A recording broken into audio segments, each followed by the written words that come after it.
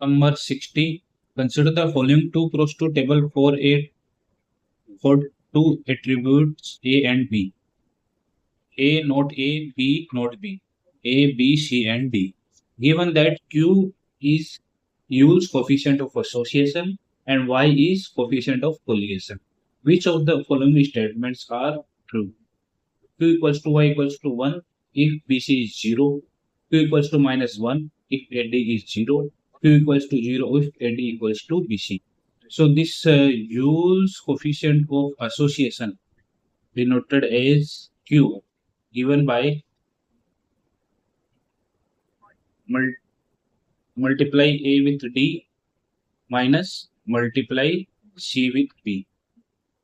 So this will be AD minus BC divided by, now just add these two quantities, AD plus BC.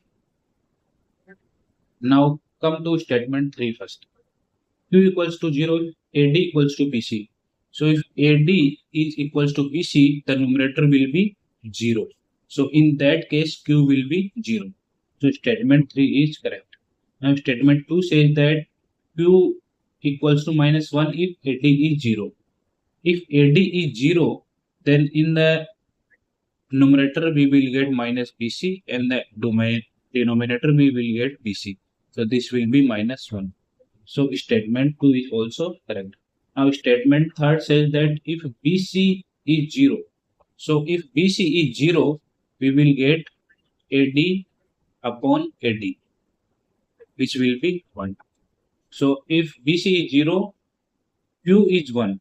Now we have to examine the Y here. Y is the coefficient of colligation. We study one important property that if Q is 0, that implies this coefficient of colligation will also be 0.